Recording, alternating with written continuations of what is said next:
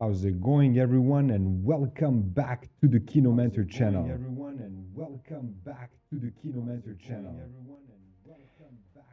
Well, tonight what we'll be talking about is facial rigging in Maya, and actually automatic facial rigging, because many times you're going to end up in production where you have to quickly rig your character and create something that's high end and usable in production. And specifically around the facial animation, the face is very expressive. You know, when it moves around and when it crunches and crimples and smiles or cries or frowns or any type of emotion imaginable that you need to create. This is where people will look most of the time. Of course, body mechanics are very important, but facial expressions are even more important, because that's the region we look in. Most of us humans look in the eyes of each other. That's the point, right? So yeah, the idea is to talk about the facial rig, and what we'll be using is obviously, and I think that you've guessed it, is Maya in combination with Advanced Skeleton 5. I believe that now for Maya, the best tool that's both free for you to use, for your projects, um, is Advanced Skeleton. So, let's have a look at how it works. But before we do this, what we're going to do is we're going to, launch the intro, because why not? Yeah.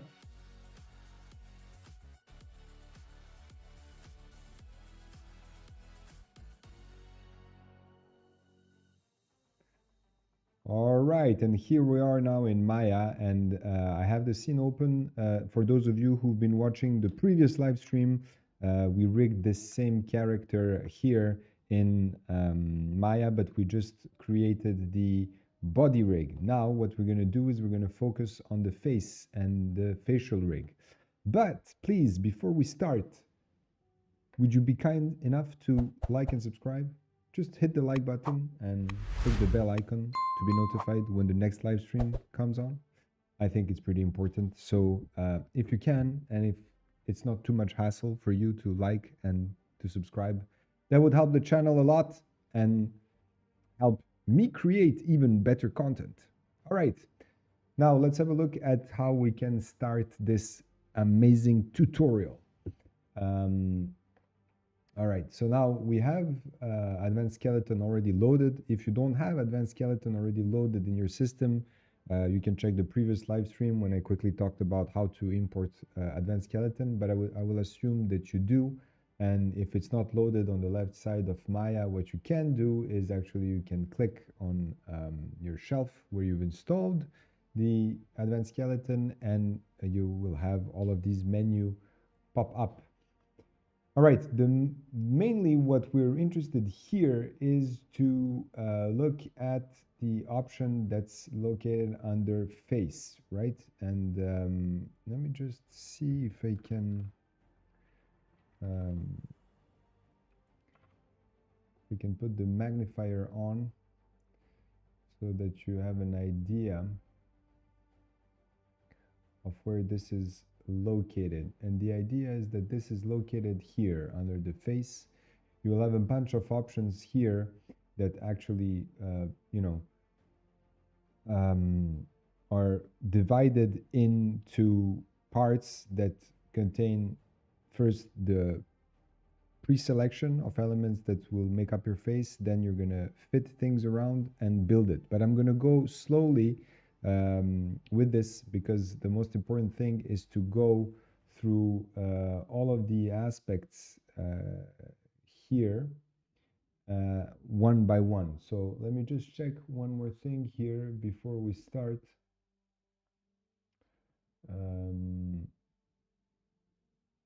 The docs.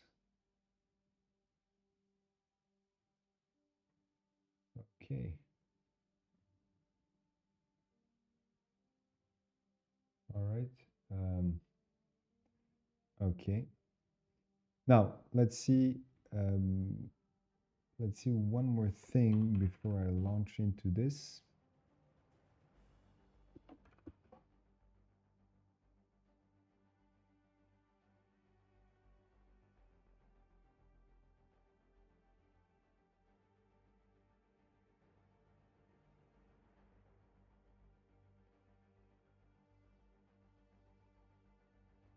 All right, so I got the chat, and if anyone has a question, feel free to ask some question in the chat box. I've set it up here so I can see it. If anyone has some questions, just feel free again to chat away in the chat box, and I'll make sure to answer your question. All right, now let's get started. I'm going to open up the pre-build first, and in the pre, what we'll have is an option that says mask. And what this option actually is for is that you're going to select your face, which is the main part of the geometry. So I'm going to go under Show, Isolate, View Selected. And technically, if you've modeled your geometry correctly, okay, what you're going to have is you're going to have quads everywhere. So I'm going to put wireframe on shaded here so that you can see this. And the idea behind that is that deformations work best if you have quads. Now, you will have to take my word for it, but you know, I might do a live stream separate on this topic so that we can see deformation on quads and why quads work best for facial animation. So make sure also that you have edge loops. Edge loops are, you know, when you're modeling like this, that when you select a couple of things here, a couple of polygons, it actually goes all the way around on the loop. And that's also clear when we are looking at the eyes, for example, because why is that important? Well, because Advanced Skeleton expects you to create this in a way where, you know, this exists. Otherwise, if you don't have that, well, you're going to end up with a bunch of errors in Advanced Skeleton. Now, if this is unclear, you can always drop me a message in the comments and I'll get back to you. But this is the idea regarding that. So what you do is you click on face and you select the face mode, and you come in here and you select the faces that you want to be affected by your facial rig. Now you can select also here in the lasso tool in Maya, and you can select, let's say, for example, like this, all of the faces that you believe, you know, will be used when we're talking about the facial rig. What I like to do is I like to be in the selection mode, select the face like this on all the faces that I know will be utilized, and then I click Shift and this arrow on the keyboard, and I select a couple of faces more, so it just grows the selection. And if I have some faces that I don't want here, I'm just going to click Control and remove those, but not in terms of the edge loop. I'm just going to do it manually like this. And let's say this would be my selection for the mask that contains mainly the geometry that I want deformed for the facial rig. Now let's click on mask. And what it's going to do, it's going to select the faces that are linked with that.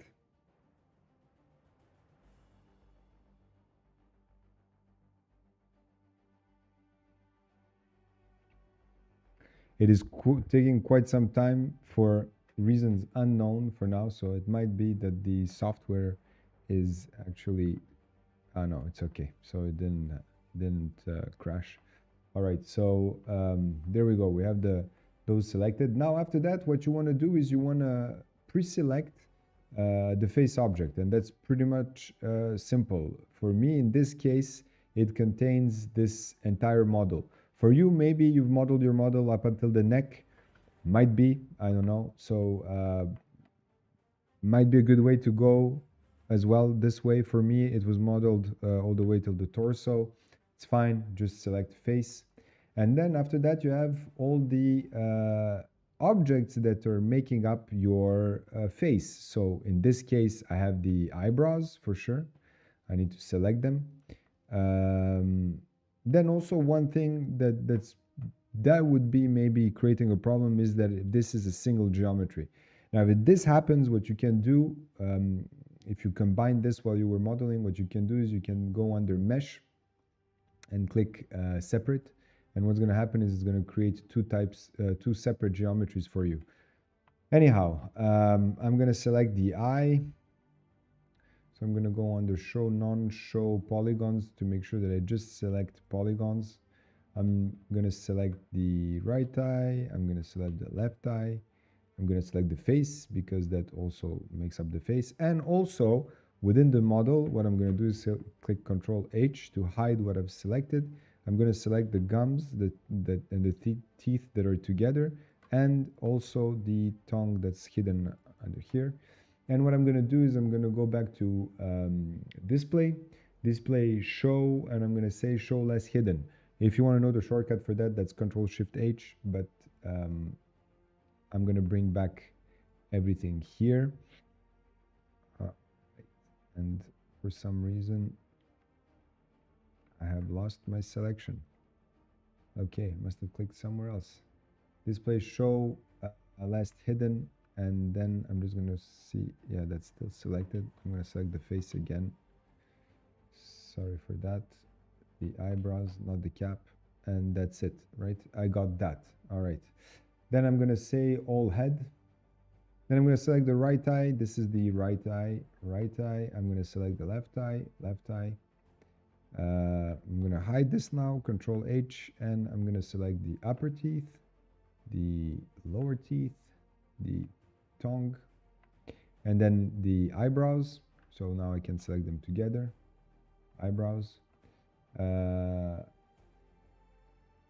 And if you have eyelashes, which would be modeled somewhere around here, in my case I don't, because I plan to use a texture that's going to simulate the eyelashes. I don't plan to have them physically modeled, but if you do, this is where you would select your eyelash.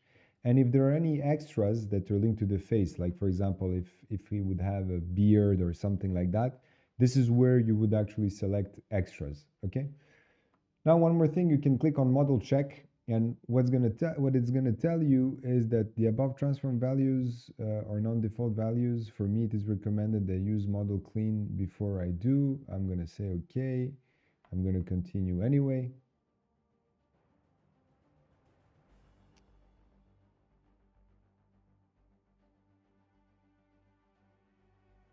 Okay, so there is a question here about why do we need to select the front and top of a head? They're not animated in real life.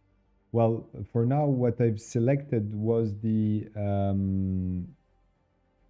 what I've selected is the front face, because what it's doing under the hood, if you will, it's actually making that zone so that it's assigning skin weights on that zone, so that your whole face is not deforming along with the body all over the place, but it actually tells Maya to focus the skin weighting only on that area. That's the idea of why you would select the front.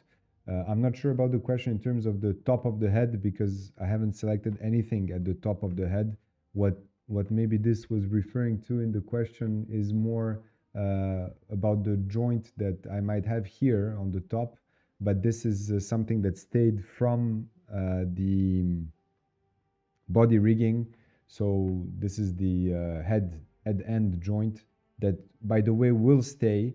The only joints that will go away from the body rigging is the ones for the eyes and the one for the jaw. All the others stay in place. But if I didn't answer the question correctly, or if something's still unclear, please, you can ask the question again, and I will see to answer it. Half of the top of the head was selected. Well, I mean, look, if something happens in terms of like a selection that you made a mistake, or you feel that let's see, show view selected, for example, I'm just going to look at this now, and if you want to change something here in terms of your selection, the way that I did is I selected this.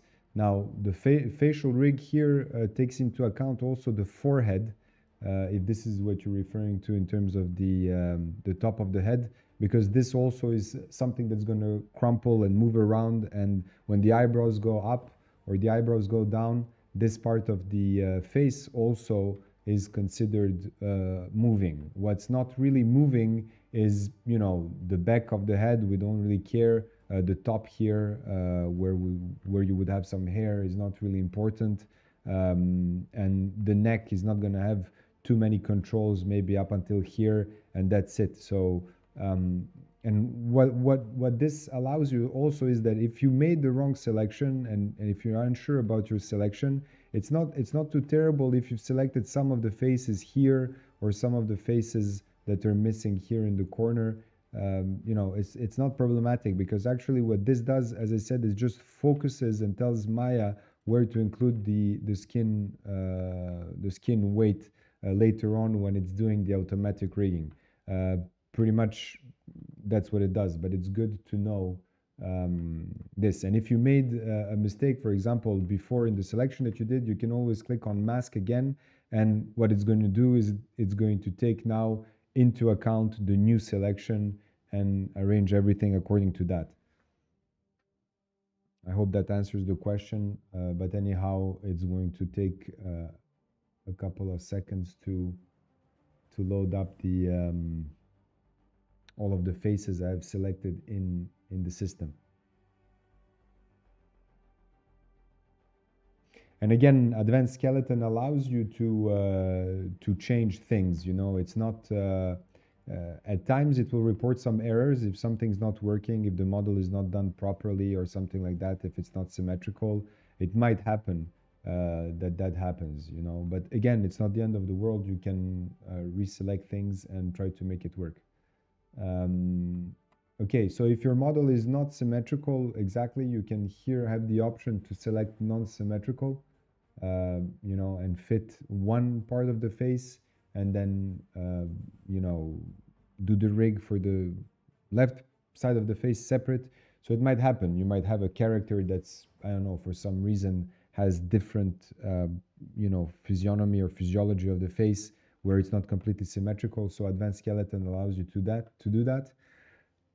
You have also the option of selecting game engine, and what that's going to do is it's going to create a specific facial rig for you, where you will be able to export this to Unreal Engine, and then, for example, or any other engine that you plan to use, and it will have, you know, it will still work in the engine as well. So you can click on game engine. And then Roblox, well, Roblox is also a way, a game engine to create, or Apple AR Kit. Well, the Apple AR Kit is also, if you have an iPhone, you have the ability to rig the face in a way where you're going to have, thanks to the iPhone's depth camera, you will have the ability to have automatic also facial animation, where actually the way that you're talking, same way as I'm talking now, you would have live the character once it's rigged moving,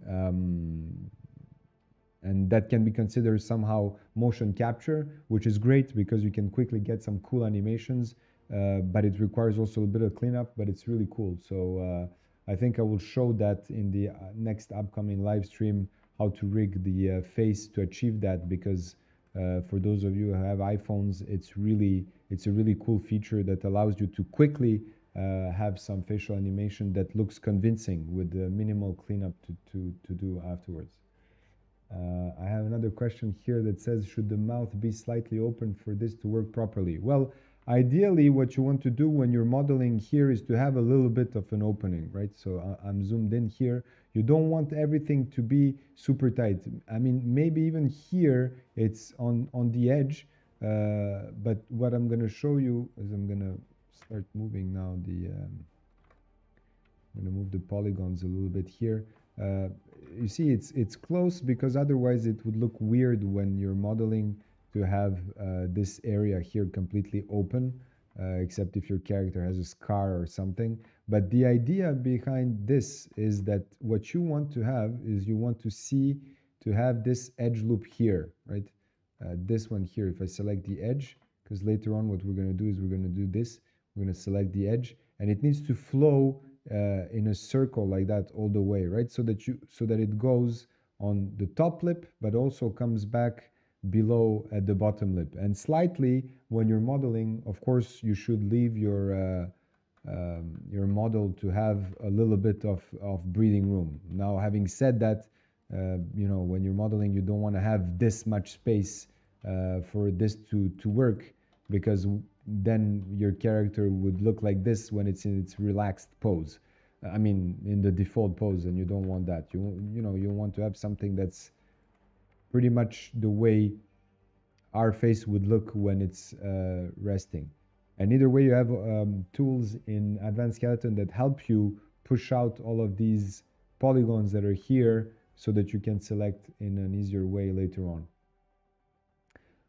Okay, so the last thing I wanted to mention here is that in the world of facial rigging, you have two types of ways you can create your facial rig. One way is to create so that it's joint based, meaning that you're going to create joints at different places on the face that are going to control your face. And the other one is to create blend shapes, right?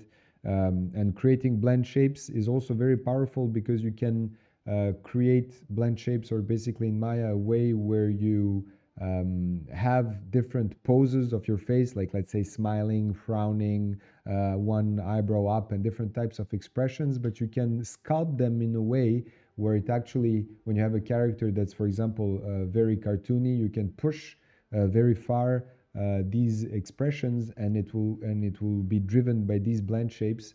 And actually, if you don't plan to have your character, let's say, go into an engine like Unreal, for example, or a game engine, maybe it would be good to use blend shape rigging. But if you want to be able to retain maximum flexibility and have the joints based rigging, then you can import that in any other software, and that's really cool, because you don't have to work additionally, you know, to create another rig for animators, or to bake, you know, the facial animation and then export it in Unreal. Specifically, that now Unreal has more and more options where you can control things and add additional animation within Unreal.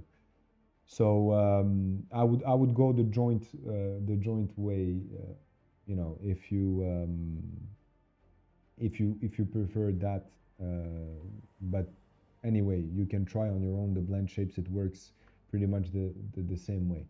Now let's go into the fit option. When this is when we go back and we display everything here, so that we're sure that we have everything that's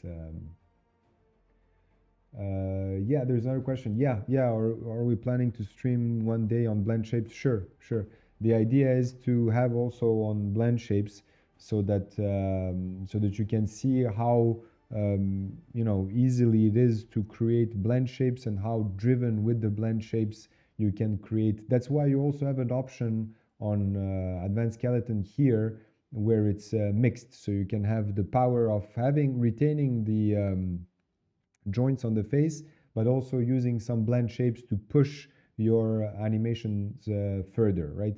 Because in a way, what this actually brings you is that if you're working in production, is that the animators like to have sometimes, you know, maximum control over how they animate something. And if you did something that's sometimes not limiting, but sometimes that requires additional work for the animators, they might be a little bit, you know, not too happy. So the job also is to create something where the animators have the maximum flexibility to be able to create the animations and focus on the animation the best. But I mean, these are just, you know, complementary things, but either or, it just depends of what your workflow is. If you just stay in Maya, you can go the blend shape way, no problem.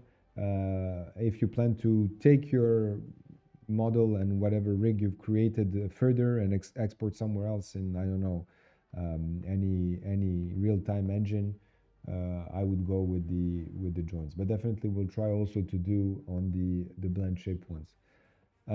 Okay, so once the first thing that you need to select is the eye. So I'm just gonna go into show just the polygons. So I'm sure that this way I'm just selecting the polygons, and I'm just going to select the the eyeball. So you just select the eyeball and you click eyeball. What this is going to do is it's going to give you a prompt where it's going to ask you that this is going to replace the eye from the body setup. You can always say, okay, that's not a problem. And what happens in the back end is it creates this kind of sphere that actually tells advanced skeleton where your eye is located, right? So it now I'm moving this, but it has actually a locator. So if I just go and engage the locators as well, you will see that it has a locator here at the center. So if I just select the locator, boom, you will see that there is a sphere and the locator in the center. Now, if it happens that it didn't really get the exact location of where your eye is, you can move it slightly. This will enhance the results overall of the end results of where the eye should be located. It doesn't really matter if it's overlapping a little bit like this. Just make sure that it's overall within this region. And as I said, you can always come back later on if something's not working and just fix it. And this is why we call this automatic rigging, but let's say it's semi-automatic because you have the flexibility of adding things and, you know, going back and change stuff. It's not just automatic and you don't know what happened. Okay, so eyelid outer. Now, in terms of the eyelid outer, what this is actually this area where the way this is modeled, and you have multiple edge loops here that are modeled specifically in this way to have enough geometry when the deformation comes in. Now, the idea is to select obviously the one that's at the very end. So I selected edge and I've selected the edges here. So it selects all of this region is where the outer eyelid is. And so once I will just go back here and show all. Okay, and there's one more thing that I just realized right now is that maybe you guys don't see some of the menu items that I have here. Just a second.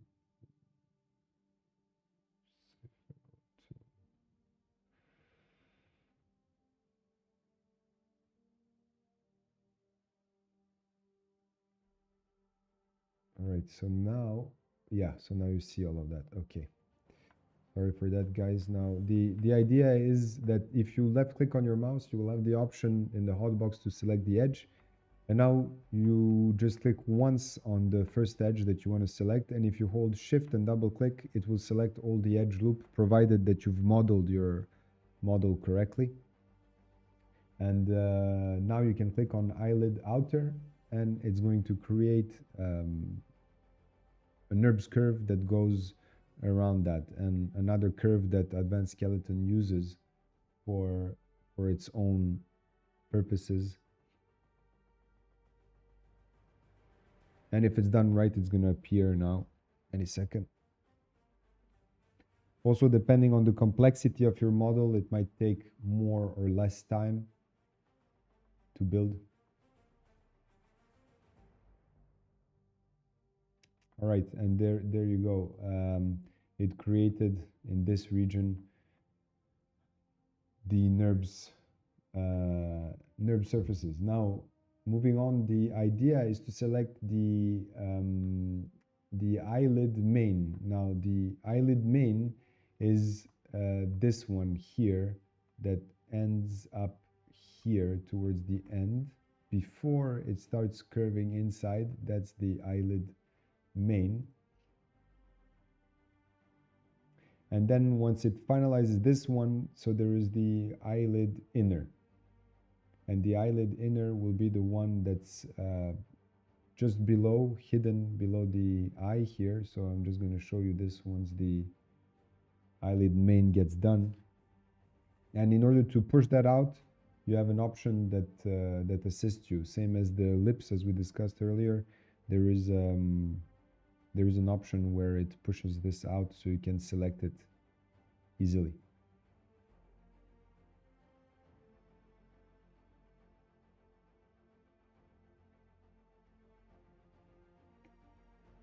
All right, so this is the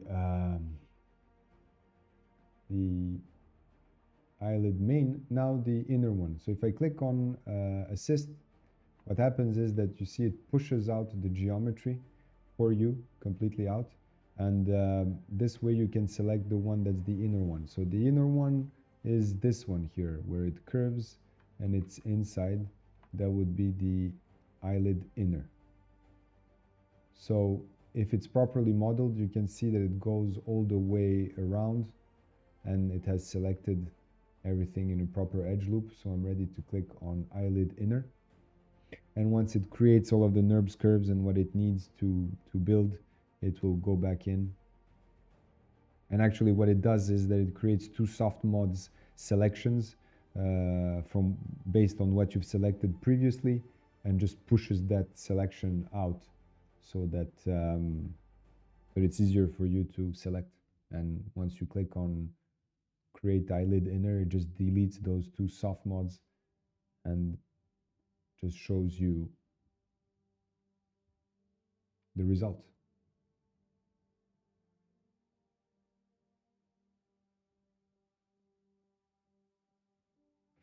Okay, and if this is done right, what you're going to get is you're going to get a reference that looks like this in terms of a red color that showcases to you that you've completed successfully this selection.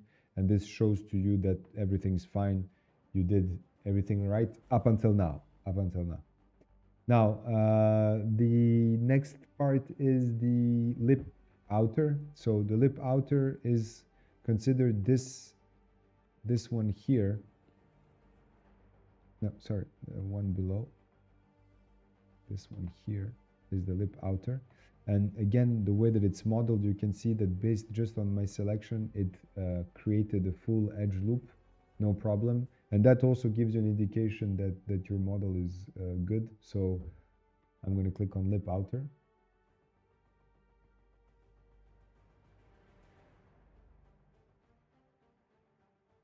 Now the lip main should be the one that's nearly, let's say, in the middle of your lip, depending on the model that you've created.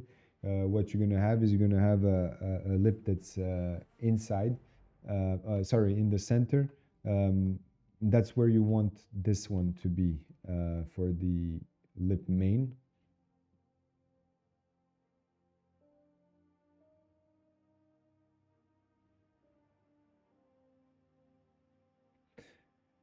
Okay, and once the lip main gets created, you have again the option of assisting in terms of this, where you have assist for the lip inner. And again, what it does, it creates two soft mod selections and pushes the lip outside. And this goes hand in hand with the question that existed earlier that somebody asked, was that does it need to be modeled with an open mouth, where this clearly shows you now that it's not really necessary, because it can push up the model like this and you can select what's required.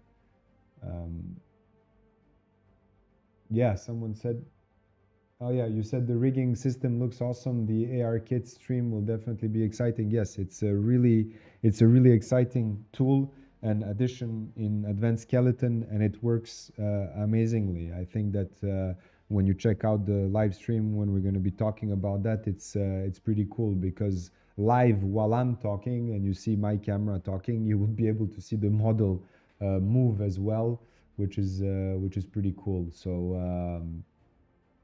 yeah, and it works very well, and it helps you in creating animation really quickly on a level that's unprecedented. I mean, it's really of good quality, and that's all thanks to the iPhone's depth camera that does not exist in Android phones for now, at least not that I know of. Okay, now I'm going to select the inner one. So this is the inner lip.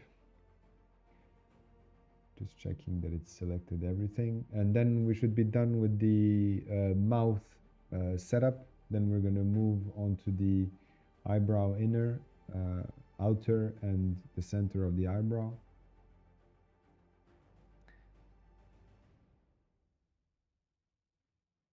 Okay, and again, you know that everything is done well when you get this red polygon that actually outlines the location of the mouth. Now, in terms of the eyebrow inner, well, if we look, we're going to work on this side of the model, and I'm just going to show you this so that you just see the model. Now, the eyebrow inner would be this one here, okay? So you just left click, select the vertex that you want to use. In this specific case, it will be this one. So we say eyebrow inner.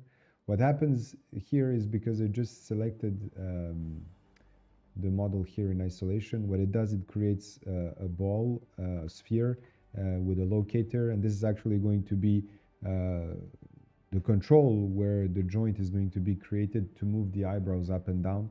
And then the eyebrow outer would be this one around here somewhere. So if you select the vertex here, this is the vertex that's going to be for the eyebrow outer here.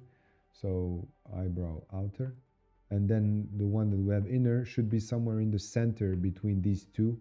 So I'm just going to go and say, I'm going to hide the eyebrow here and say, for example, this one, actually this one, no, this one would be good, would be the eyebrow center, okay? I'm going to go under display show last display show last hidden. So to bring back the eyebrow, we're going to need it later. And then you have options, additional options, like for example, eyebrow mid 1, 2, 3. But that's again, if you want to have additional control over your eyebrows.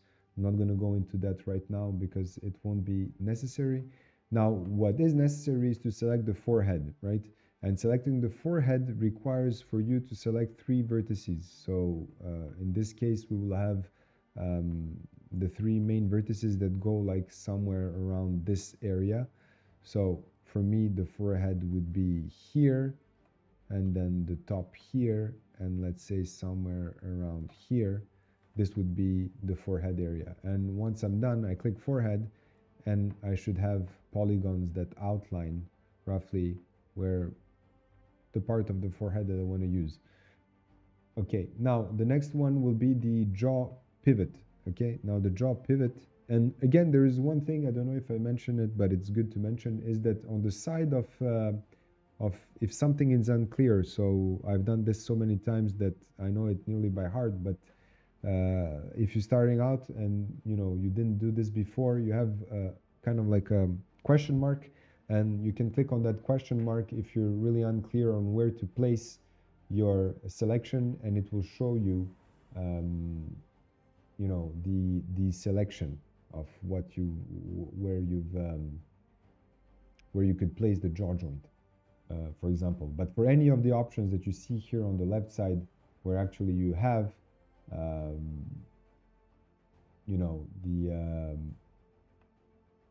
the question mark, you will be able to see a little bit of a helper. But for now, I know that this is the location that I want for the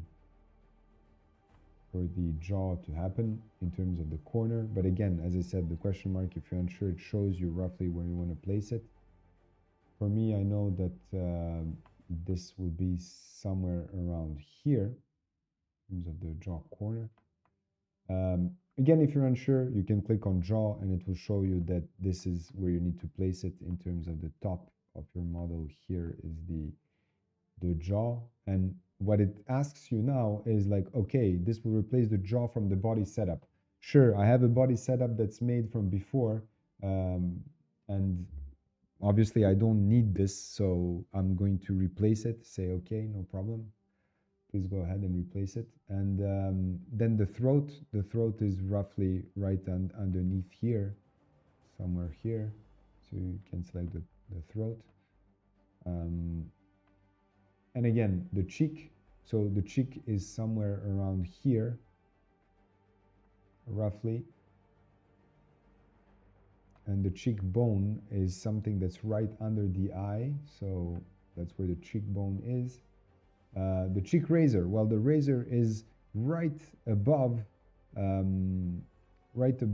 this one here. So technically, if you look at it, this one here should have been a little bit, let's say, more the cheek. So if you want to replace, and it's a good spot to talk about this, if you want to make a mistake, you can always uncheck, and when you uncheck what you've done, it deletes the selection. So you're able to say, okay, so my cheek is here now, and I want to put the cheekbone here, and I'm going to put the cheek razor here, right? This is where the cheek razor should be. The smile bulge, that's the bulging where you want your geometry to start bulging or crumpling when your character is smiling. As per advanced skeleton, it should be a couple of edges away from the end of your mouth. So in my case, it should be somewhere out here. And you have the same thing from the frown bulge, which should be below the mouth where you start frowning like this. This is where you would have the frown bulge, okay? Now, in terms of the nose, well, the nose, you would select the tip of your nose. In my case, it's here, and the nose under, it's whatever is under your nose here. And the nose corner is right here. Okay, so you have optional nose controls like the nose side, the nose center, and the nostril if you want to animate the nostril, and additional controls. For now, that's not really necessary because we're not dealing with a hyper-realistic character here, so no need. Optional, the tongue. Well, we have a tongue, which is here, so I'm going to hide this for a second. There it is. So I'm going to select it, and what it's going to create is a specific rig for the tongue. All right. And you will have additional options, like for example, the pupil and the iris. So you will be able to come in here in terms of the eye and say show isolate selected. And what you're gonna see is, for example, the pupil. If you've modeled the eye correctly, you will have the pupil and you will have the iris. Technically, where is what location is kind of like difficult to see now, but technically it should be this. I'm going to select all of the edges here, and I'm going to assign a new material quickly, a Lambert.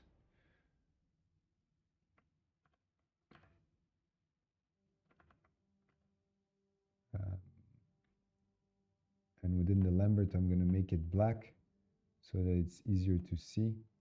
And then this here, I'm gonna assign a new material, and then this here I'm gonna choose, let's say, something of a blue color, so that you get an idea of what we're talking about. Now this would be my eye, and so yeah, as the name implies, the pupil is selecting this area here. Okay, so that would be the pupil. And then the iris is where the color of the eye stops. That would be the iris. Just in case you might need it later on, I think it's useful to have it. You have an optional here, up, mid, low. So what this does is it creates additional controls so that you can, you can create spin-off variations of your character and, change the personality and the face of the character. But that's not use that often, okay? And once you've done that, you're ready to collapse all of that, and you have the first option that is called Build Advanced Face. If you've selected everything correctly. Let me see if there are some questions. Well, no, there are no more questions for now. So, so yeah, once you have all of that selected, it's always a good idea to go under File and say Increment and Save. So it creates an incremented save of where you're located. For whatever reason, I just like to do that because I've noticed many times that something might happen, and if I don't save the file before I do this and I try to redo the facial setup, for some reason it's not working, and sometimes when I open the file just before the rig ever happened, it tends to work. So that's part of my workflow. Somehow I like to do that. Anyhow, once you're ready, build advanced skeleton, and fingers crossed everything should work. And whoopsie, it's not working. So what happened? Let's check it out. So it says error file, advanced skeleton 5, no object matches name, polysurface 3. All right. So if that happens, well, that means that something was wrong in the selection stage. Now, what went wrong? Let's see. That's something that happened here. And it's the eyebrows that created the problem, because those are the only ones that are called polysurface. Okay, and this actually happened because I think that while I was showing, I decided to split the eyebrows. Yes, I decided to split the eyebrows and create two separate geometries. Yes. And now what that does is that it creates a problem in terms of actually, I'm just gonna go under geometry, check out the geometry, and there it is. Those are two combined underneath this group. Okay, and I'm gonna rename this eyebrow right, eyebrow left. Okay, now I'm gonna select, I will need to do the selection again. So eyebrow right and left in terms of the eyebrows. Now it updated that, but also I will have to select the, well, and if this happens also, there is an option here to open up in terms of the, when you're tweaking. Okay. That you can go one by one, but we're not going to go one by one for now. We're just going to select this manually. So I'm going to select the eyebrows, the face, the left eye,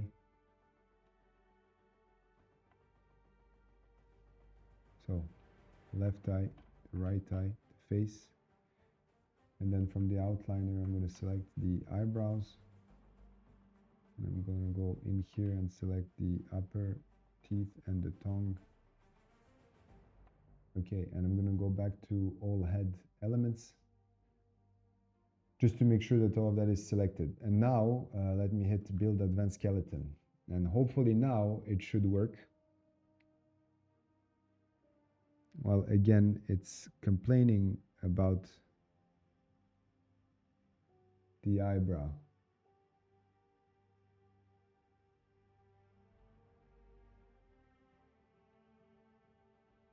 So see, this is where it created this problem, is that it's searching for an object that's called eyebrow right, and it just cannot find it for some reason. So what I'm going to do before continuing, I'm just going to open up the saved file before that happened. And because now I know that I had identified this problem, what I'm going to do is I'm going to select the eyebrows here in the outliner, find them again. Okay, like this, because it's creating a problem otherwise. Take them outside of the group and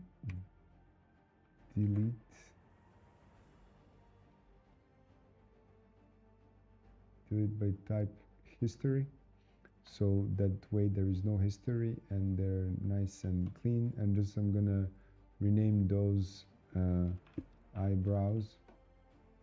So eyebrows 1 and 2, that would be their name. Okay. And now I'm going to select again the face, the eyes.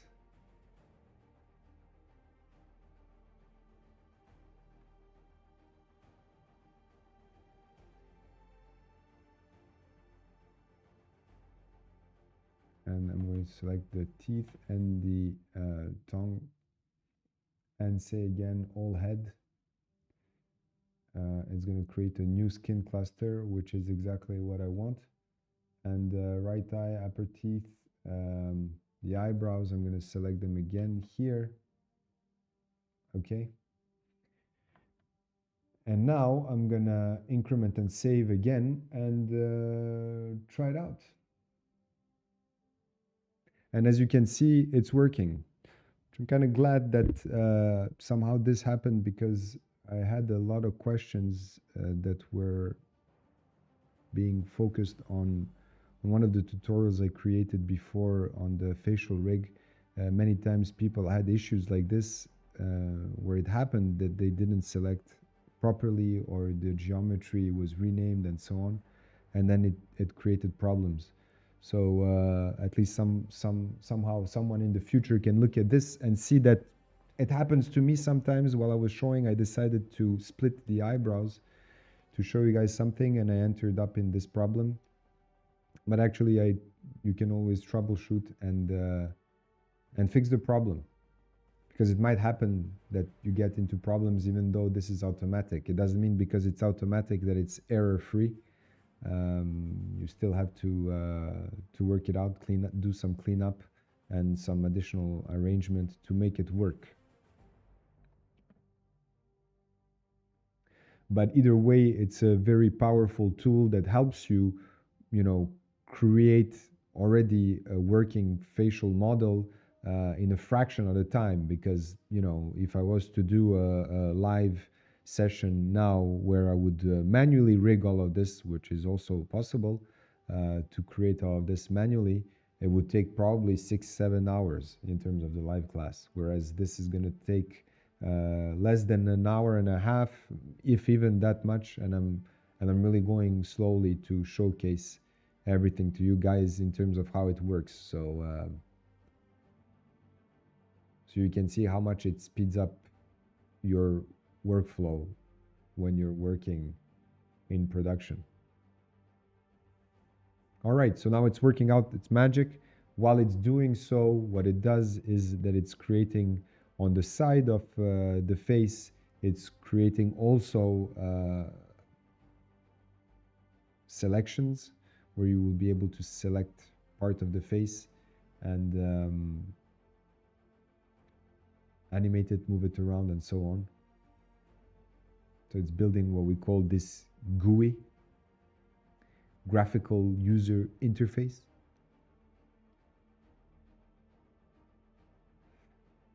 And there it is. So it tells you step 26 done. When it says build complete, that's when the build is complete. Now, in terms of testing this out, you can select the graphical user interface and start moving things around, right? And what you see is that it should start moving around in terms of moving the eyebrows as well.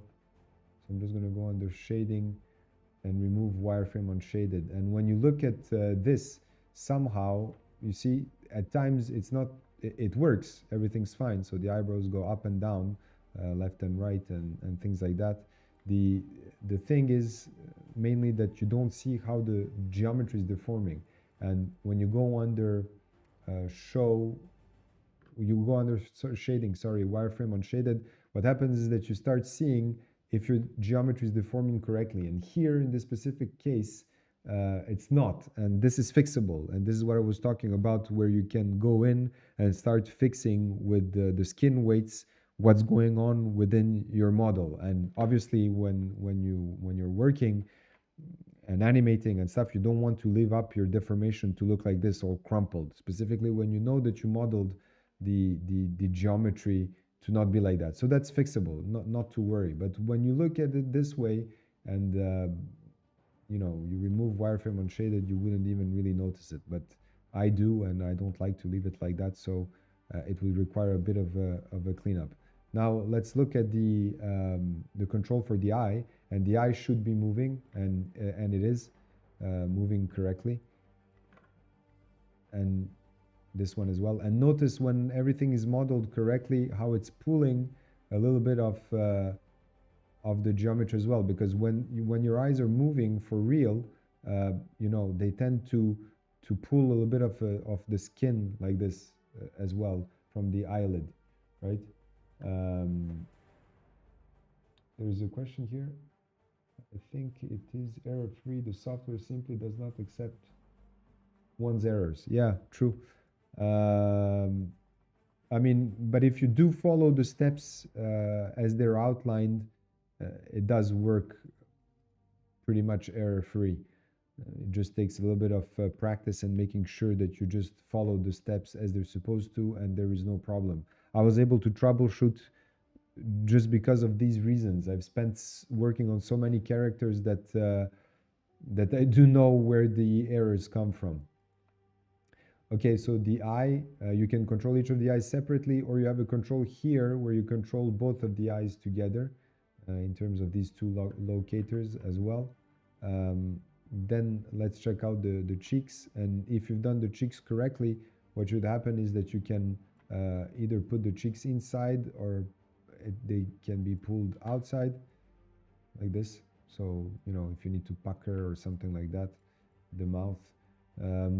Then here there's a control for the nose, and obviously the control of the nose is moving the nose left and right, up and down, and it does pull a little bit of the lip, and that's normal, you know, because if you pull your nose up, generally, you know, you would have also this area pulled as well.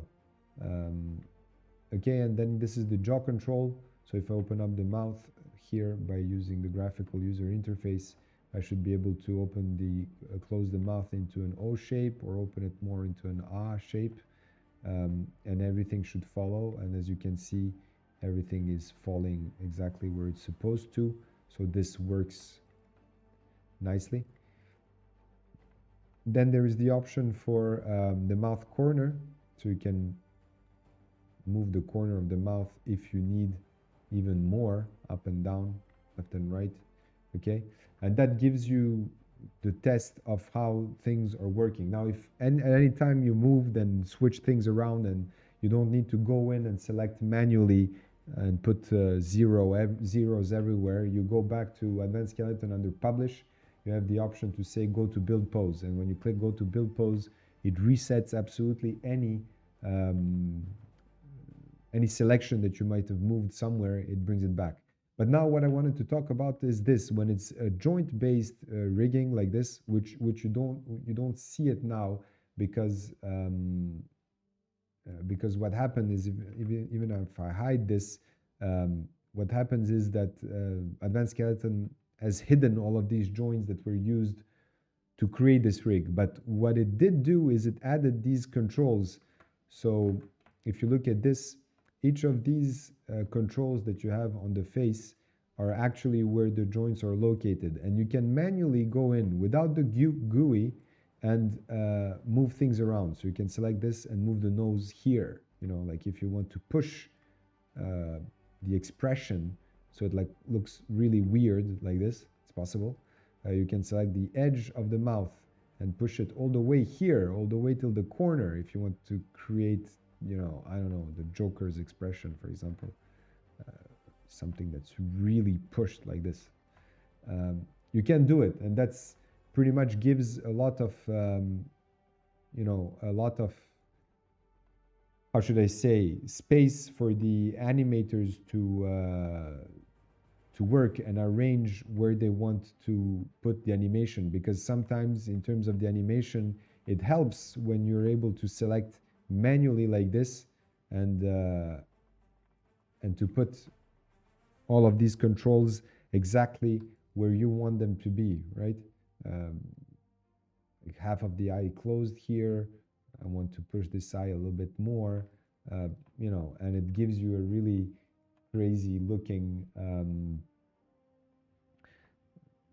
positioning. Now, again, this is what helps you this way.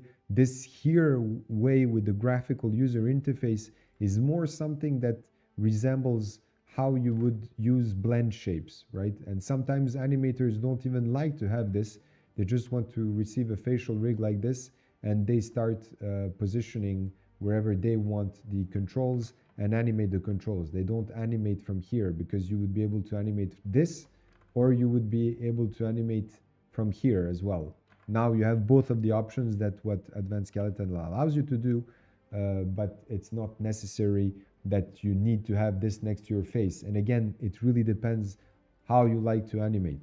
And that's a topic in and out of itself. Maybe this would require an additional live stream in terms of how to animate a facial rig done with Advanced Skeleton.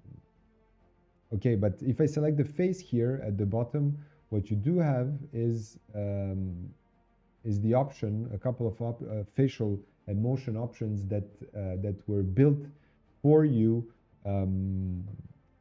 in terms of what we call set-driven keys, that actually when you move them, it's predefined positioning of these shapes, right?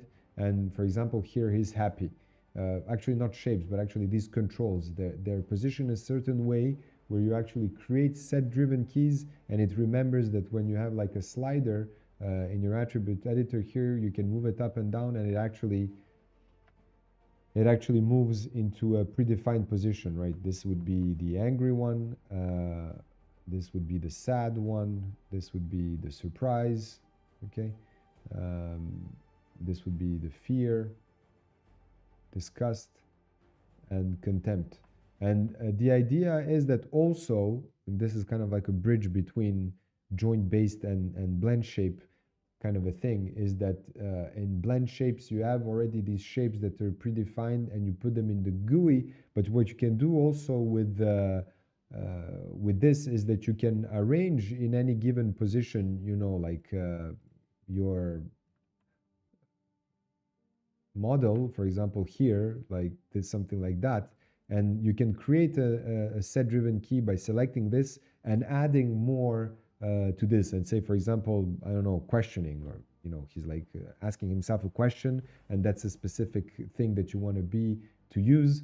You can add it here, and then it would create that set-driven key, and you can have limitless amounts, so that you don't have to manually constantly recreate all of those once you build your character. But I think that's more linked towards the animation workflow, so we'll keep it at that. But I just wanted to show you this. There's a thing here. Just realized an impressive rig I bought recently must have abused the system, since it has the same GUI. It has pre-built emotions on when you click the little face on the GUI. Yeah, on the channel box. Yeah, that's it. Well, yeah, a lot of models that you're gonna find out there that you can buy on CG Trader or TurboSquid or wherever you buy your models, I don't know,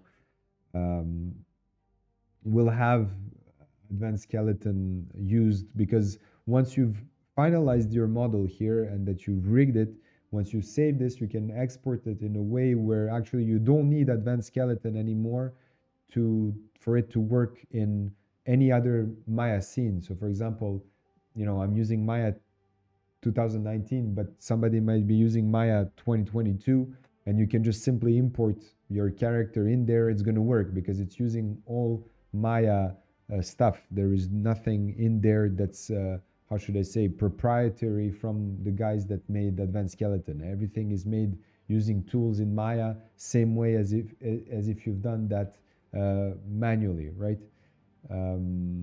So yeah, I guess that the model you bought must have probably, I'm not sure, but if it's nearly the same GUI, then definitely it must be really close.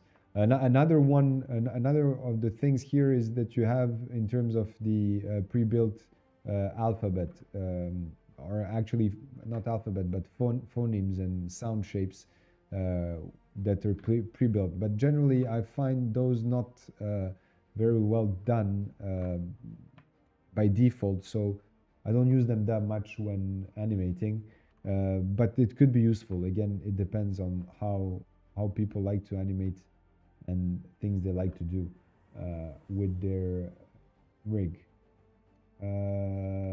Yeah, and okay, so and one more thing, if it ever happens that you're working on your model and there is an error at some steps, you can always, there is an option of saying reset the steps, and it resets the steps that you've done and restart. But as I said, I prefer to go back into the saved option and find the error rather than fixing within what happened. And sometimes things get jumbled up and you don't know how to troubleshoot, so always save before if you start to have some errors. Okay, so a couple of other options that you might have is things that are very useful for animators. Like for example, some animators might not like to, well, actually it would be a good spot to say increment and save. Some animators don't like to have NURBS curves for selections, so you might be able to, select here the option to swap the controllers to spheres, and when you click swap, what it does is that it creates spheres for selection, right? So it's this exact same thing, except that, everything now, instead of curves, it's more kind of like a sphere that controls this. Quite literally, you have best of both worlds. Whomever likes this that way can use it that way. It's really a question of personal preference. You can detach the controllers if you want and orient them in a custom way if you need to do something custom, and reattach those controllers. So now that's going into the advanced options here. There is another option that's called the head squash. What this does is that when you create the head squash, it will give you the option to have controllers here that allow you to completely squash the face like this. And that's very useful for, when you're creating a character that's cartoony and has, like some wobble and squash and stretch and things like that. That's when you would be using this, and it would be useful. Now, it's not taking the cap into account, it's not taking the hair into account, because I didn't skin it and add it when the question was being asked that, all of the head elements, if I did select the cap and if I did select the hair, now when I was using this, I would be able to squash the cap and the hair as well. Okay, so you can always delete the head squash if you don't want it. And one thing that's very useful is a wrinkle map. So this also is something that would require an additional, live session. It's where for characters that are cartoony, it's not very useful, but for characters that are hyper real, like humans and so on, when you're moving our face and things like that, the skin crumples in some places in the forehead, on the side of the eyes and so on. It kind of like, crumples there and wrinkles, and you need to have a wrinkle map. So this is where you would create a wrinkle map. If you did create some blend shapes, this is where you could, convert them or not, if need be, but that's when we're talking about blend shapes. You could create new blend shapes from selections and stuff, so you would be able to position in a specific way the face, and then create the blend shapes from where you've positioned the joints to have a blend shape. And you have the option, as always, to create custom controls if need be, depending on your character. And pretty much that's the whole thing that we have here in terms of the facial rig and how it would be set up for usage in production. So from there, literally, when your model is modeled correctly, you will see that by default you get some nice already skinning and deformation from that that skinning that was done by default. But before we close out this session, if there are no more questions, I wanted to show you how this looks, how you can, you know, make this work at times where you get a model where the mouth didn't deform correctly, or for example, where you had crumpling in the sides, or it's not properly weighted in terms of the skin. So this is where this happens. You select your face and you go under, let's say, first show isolate selected, just so that we see this. And you go under skin. So you go under rigging in your tabs here, rigging, skin, and you go under paint skin weights. And what it does, it opens another dialog box for you. And in that dialog box, you have all of the joints that are actually influencing your face. And now this is where, when I mentioned earlier that I didn't really like some of the crumplings that were happening specifically around the forehead, this is where I would go in and I would start to make sure that you would have a brush like this, and you have multiple options. You can paint. So yes, for those of you who haven't watched the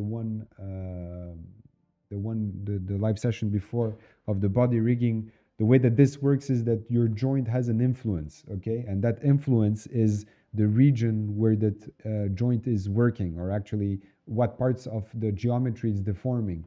And whatever is white is, it has maximum influence. Whatever is gray, it starts to lose its influence, less influence. And whatever is black, well, that simply means that it has nearly no influence at all. And this one, for example, the one that I have selected now in terms of this, what I have outlined here, is the head joint. And the main head joint actually is actually defining what it's controlling. And the way it's done here, it's pretty much perfect. It has parts of the neck. It's white where the skull is and the top of the head. And then it's losing its intensity around the forehead. It controls absolutely nothing around the eyebrows. The cheek area and the lip area are completely black, which is fine. The only thing that I do not like here in terms of what's done by default, and I would spend a little bit of time to fix this, is you have the option to either replace, add. If you're replacing, that means you're painting a specific value here that you can select. You can put the value from 0 to 1. And if I put the value on 1, I can start painting a value of 1, but I don't want to do that. If you click add, you're just slowly adding the influence, and this is where this helps if you have a tablet, for example, with the pen pressure.